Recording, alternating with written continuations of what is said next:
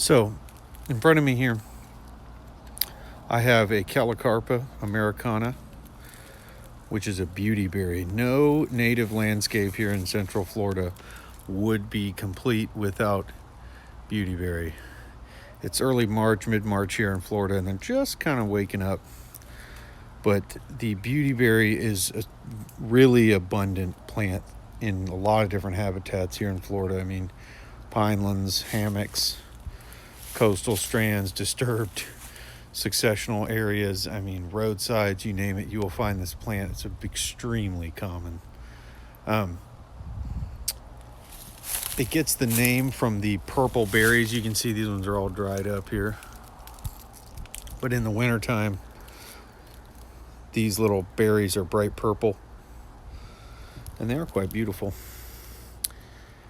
This plant is, you can see it shoots up from like the basal crown. Will shoot these canes up. This plant is about 3.5 years old.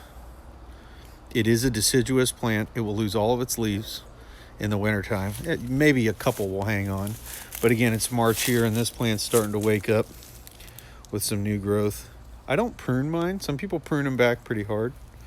I don't like to prune mine very much unless they're getting in the way. They'll get probably... This plant is over my head. The top canes are 6 feet tall. I really like this plant a lot. The flowers it makes in the early summer along the stem here are really beautiful, like little small white flowers. You can see there's like little clusters of flowers around each one of these buds. And they're really, the butterflies, bees, I mean, it's a really active plant for pollinators when they're blooming.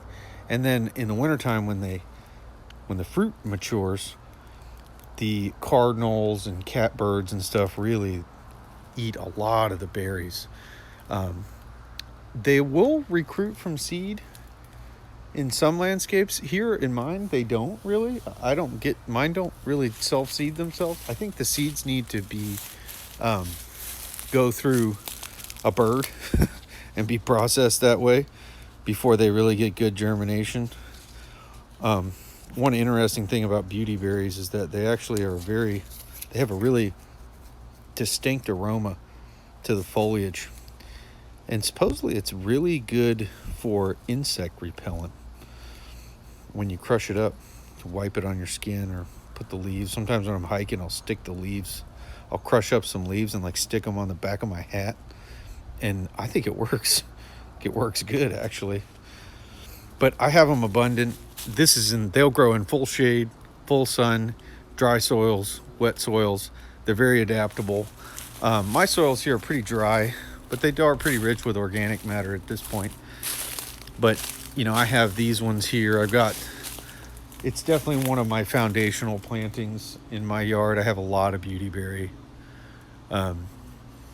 It's one that once it gets established, there's nothing's going to phase it. It will just continue on through drought, flood, you name it. It's a very, very, very hardy plant. And once you can see the kind of shape of this one. It's been here a while.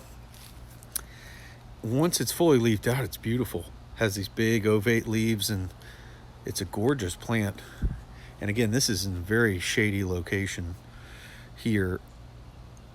And this plant, again, is probably a few years old. I literally tore this one out of the ground and just buried a small, maybe a foot tall when I planted it, and established itself. And there it is. It's Callicarpa Americana. People make some kind of jelly with the berries too. They are edible. They're bright purple. My kids like to eat them. They don't taste like anything.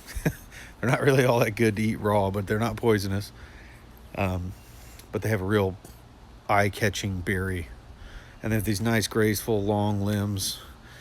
And when they fully leaf out, they're quite beautiful.